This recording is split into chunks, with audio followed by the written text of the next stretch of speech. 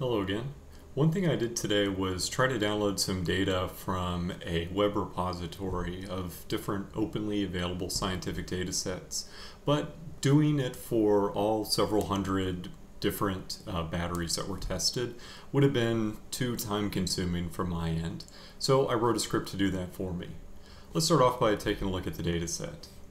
The data that I have here is from testing data of work that was published out of Stanford and MIT, I think 3 years ago, maybe 4.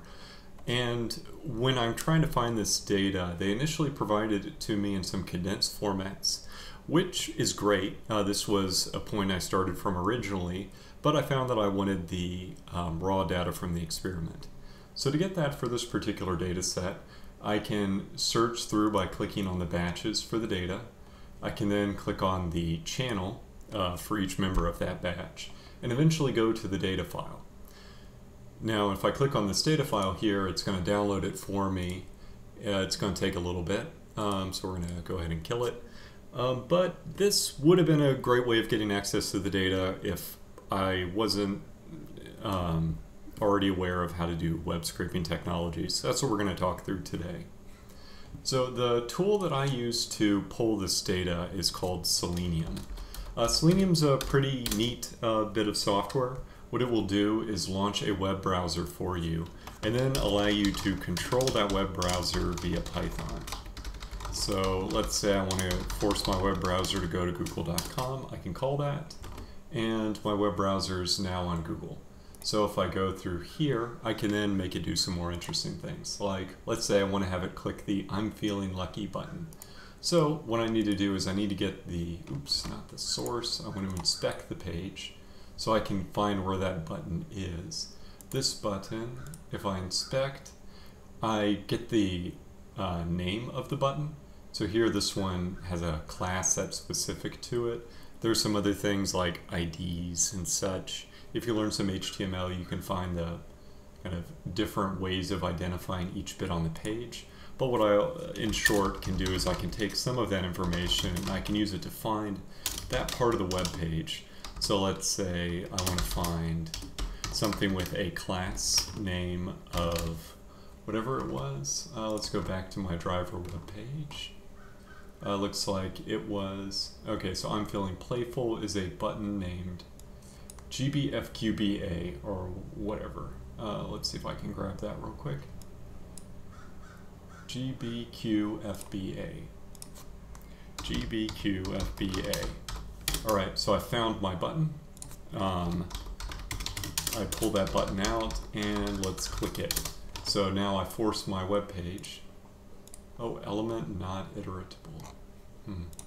Did I break my web page? Alright, let's try this one again, but this time, yep, here we go.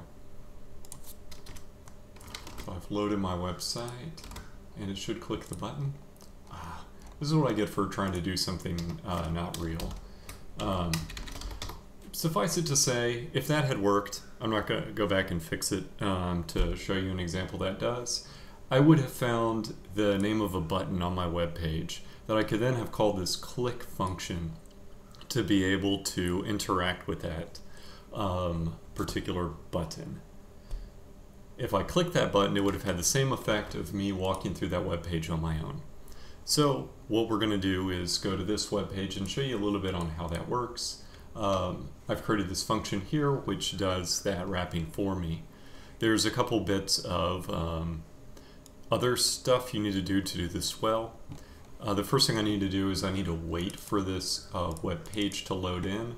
There's some boilerplate here. I'll send you the link to the documentation for Selenium, which will tell you how to do this. But I'm waiting for my buttons to fill in. Once my buttons fill in, I count how many there are so that I can iterate over them. So I've got a loop here. What it's going to do is it's going to find a specific button to click on. It will click it and then wait until I'm done. Once I'm done, it will send the driver back. So let's just show you how this looks from a real example. Let's close the browser and run all, oh, I don't want to run all cells, crap. So that's what it looks like when it's running. Let me stop that. Run all above selected cells. Okay, so I've got my web page now. So let's send my web page to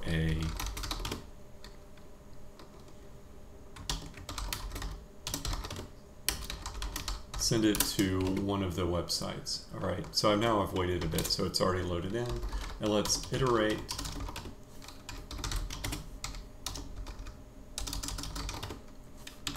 over my sub pages given my driver, and I can see now that my web page, I'm going to go next, and it's moved to here, which this page, I can see that we're on the same page in my driver. And how I did that, just to recap, is a function that finds all of the buttons I can click by finding all of the buttons with this particular name. I neglected to say earlier how I found that name was the same strategy I was trying to use on Google but failing at. I go and I see the button I want to click. I clicked inspect if you're using Chrome, and I can go through and find, oh, all of these buttons are named something with a class equal to MUI list item container. So what I did in my script was I found every button with that class name. Great, so I've now got this little function. I can iterate it again. It's going to move to a different batch. And I can keep doing this. You can see each time I run it, oh, there are only 3 batches. But if we go back and here, you can see that each time I run it, it should be iterating through a different web page. All right, so that brings me to the last bit on now that I can iterate through my web pages by clicking every button I want, how we actually go to the download station. So if you recall from my initial tour, at the end of the day, we're going to come up with this page that has a data file. So I'm going to do my same trick. I'm going to inspect it to find, all right, this data file is in it's a button or a hyperlink that's named a button base root. And so if I go through and let's say, I'll try demoing this one. We'll see if that goes any better.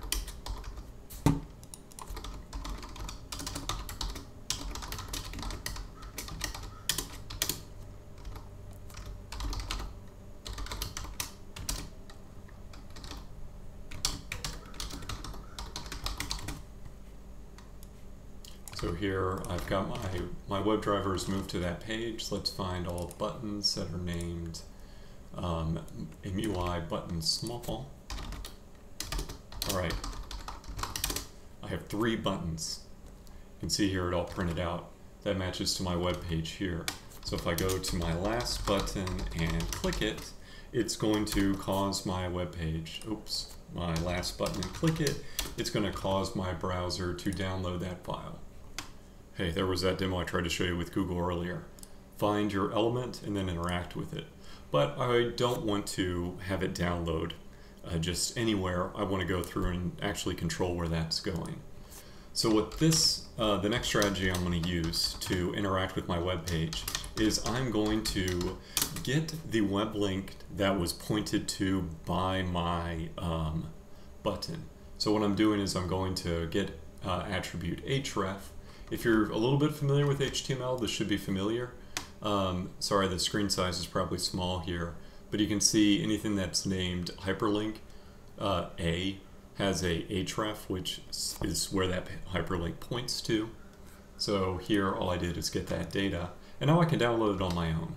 So the easiest way to do that is to use the requests library to get this URL.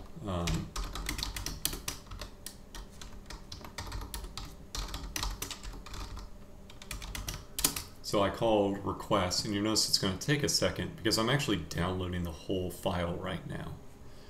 It's about 180 gigabytes. Oh, sorry, megabytes. Yeah, it's 135. That's going to take a hot second. It looks like it should be done. All right, I'm not sure why it's taking a while.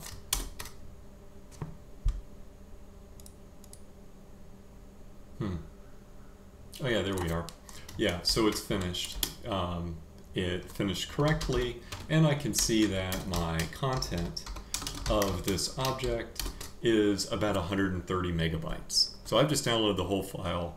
I have it in Python right now, and I can write it to disk if I really wanted to, like I can do with open test.csv for writing as fp, fp.write res.content, and it's going to write me out, I have to write it in binary because I downloaded a binary file, and this here is going to open up my CSV file. So magic, right? I've taken the URL, I've loaded all that data, I've written it to disk, and I can now basically download all of the files in this way. I'm going to do something that's a little bit slightly different when I'm actually implementing this function. So here you may recognize that request.getURL command. Instead of just grabbing the content in memory, I'm going to do a couple other tricks. I'm going to look at the header of that HTML request, because I know just from having worked with HTML for a while that the file name of what my browser would download it to is hidden away in here. See this content disposition? There's my file name that I want to save it to, so I'm going to grab that. Another thing that I want to do is I want to stream that data instead of reading it all into memory. I know some of these files are going to be huge. So I'm going to use .stream2, and you'll see here, instead of like taking my entire content and writing it to disk at once, I'm going to iterate over content in a loop. So here, instead of calling result.content, I call the function.iterContent. I tell how big of chunks I want to read for each loop, and I write it all out, and that is going to read the file for me. So let's run this whole thing together just to show you what it looks like when everything's put at once. I'm going to restart and run this whole notebook. Alright, so here it started up my browser. I've gone to this test page, and right now, it finished downloading. So I'm downloading the next one. I've downloaded the one before, and the way that this is working is I'm looping. I start off by telling my web browser to go to one of the download pages. I'm then finding all of the buttons within it. I'm clicking each of them. That brings me to a page with batches. So it's this one here. Once I click the first layer of buttons, it brings me to this page. I click one of these, it brings me to a page with the content I want to download. So I call download arbin file. And that gives me the entire data set.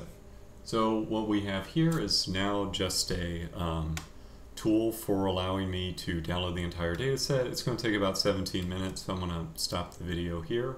But hopefully this has explained all the different parts going through how to download a data set with Selenium. First thing to know, I downloaded Selenium and I created a driver for my web browser. I looked at the web page content with inspect to find the names of the classes of buttons that I want to click.